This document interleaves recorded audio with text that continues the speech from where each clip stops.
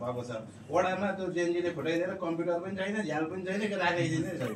वडा अध्यक्ष पनि कार्यालयमा बस्ने स्थिति छैन अझै। त्यो चाहिँ बुझिराख्नुहोस्। फेरि यहाँ सिटो साहबले पनि यहाँ चाहिँ सबै सुरक्षा पराउँदै बुझिराख्नुहोस्। अहिले 2 नम्बर वार्ड मात्रै 155 घरको चाहिँ जग्गा जमिन सबै बगेको छ। अनि त्यहाँ प्रहरीलाई भन्नु भनेदेखि यता मन्त्री आउनुहुन्छ, भिआइपी आउनुहुन्छ, यता मरेको छ त्यता जान्छ। अब 155 घरको चाहिँ वडा अध्यक्ष अनि रेड क्रस आफै उद्धार सामग्री के बाँड्दै भन्छ। त्यो सही गर्ने स्थिति पनि छैन। र हामीले नगरको विपद व्यवस्थापन समितिको एउटा निर्णय भयो, त्यो सर्वदलीय हुन्छ यहाँ जस्तै, त्यो निर्णयबाट पठाएका चिजलाई चाहिँ अब यो सेलास आयो है, आएन नि त। मैले भन्नु पर्यो यो चिज चाहिँ।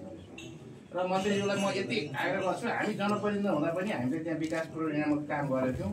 माईमा झोलुङ्गे पुल चाडा माईले डिलिट गरिदिएर त्यो हिँड्दै नहुने बनाएको छ। 340 को एउटा दुङदुङे के अरे सिस्ने, 340 को एउटा दुङदुङे सेफ्टी, अर्को 268 मिटरको सिमले भतभते, अर्को 340 मिटरको चाहिँ भतभते ढकनी। यस्तो तुरुङ्ग झुन्डेको छ, त्यो कतिखेर ढलेर त्यो लड्छ, त्यस्तो छ हेर्नु। चाडा झोलुङ्गे पुल। अर्को बेलासीको आधी होला होइन, इलाम कि देउमैसँग पर्यो, यस्तो भएको रहेछ माथिबाट हेर्दाखेरि आधी पर्यो बेलासीको पक्की पुल। र अर्को कुरो चाहिँ के छ भनेदेखि अब यहाँ कसैले कुरो उठाउनु भने पालिकाले यो देउमैबाट गएको पानी, फाकपोक्तुङ, मान्छेबुङ, यो इलाम, यो सन्दकपुर कुन सूर्योदयबाट गएकोले माई नगरपालिका सबै बगाएको छ।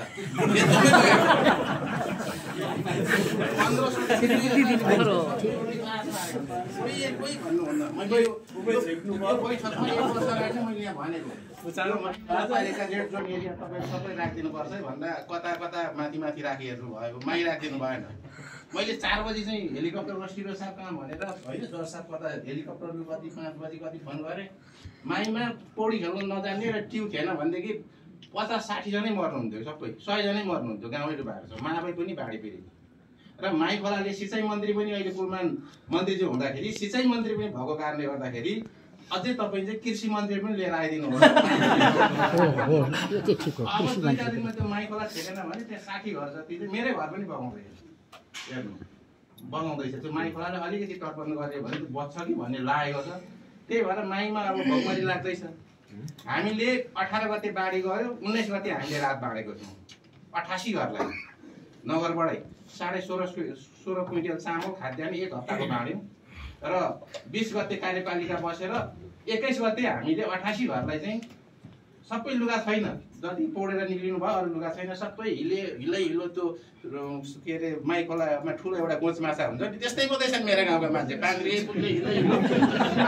अनि 20 गते हामीले निर्णय गरेर 21 गते नगद बाँड्यौँ, यो लुगा किन्नुहोस् है भनेर 12 घरलाई पुरै विस्थापित भएन भने 20,000, 15 घरलाई चाहिँ अरू 12-88 देखि उब्रेकोलाई चाहिँ 15,000 को नगद हामीले घरमै लगेर बुझाएको छौँ। उहाँले हामीले लुगा फाटो किन्नु भयो होला र अरू राहतहरूका कुरा छन्। अब म त्यति भनि नै मैले मन्त्रीज्यूलाई एउटा अनुरोध के गरेँ भनेदेखि माइनगर हेरिदिनु पर्यो।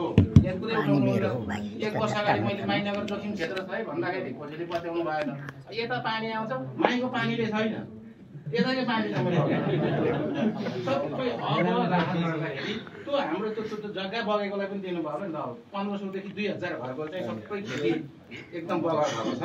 अब भोकमरी लाग्ने छ, त्यो उत्पादन क्षेत्र नै सबै बगाड त्यो भिजिट गरिदिनु पर्यो। कृषि मन्त्रीले हुन्छ कि अब सिँचाइ मन्त्रीले अब भौतिक मन्त्रीले भन्दा हुन्छ भनेदेखि स्पेसियल प्याकेज पहिले जस्तो होइन। हामी त्यो डाटा उठाउँछौँ, पहिले 3 महिना लाएर डाटा उठाउँ अनि 500 र 1000 रुपियाँ पैसा चाहिँ खातामा पर्छ।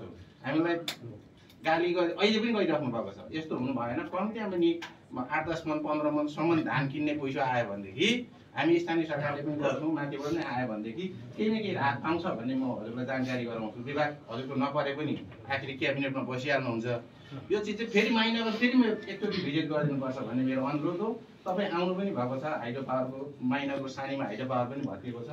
र अर्को कुरो बिजुलीका कुरा छन्। हजुर हुँदाखेरि 5 करोड 65 लाख माइनगरले एउटा आजभन्दा 75 सालतिर चाहिँ हामीले एउटा बिजुलीको काम गरेको थियौँ। अहिले सब पोल ढलेर काठका पोल कता लाग्यो, छुट्टो भएको छ। 1600 पोलको चाहिँ हामीले टिप्पणी उठाएर माथि पठाएको छौँ। साझेदारी भनेर 20-30 लाख रुपियाँ पैसा पनि राखेको छौँ नगरबाट।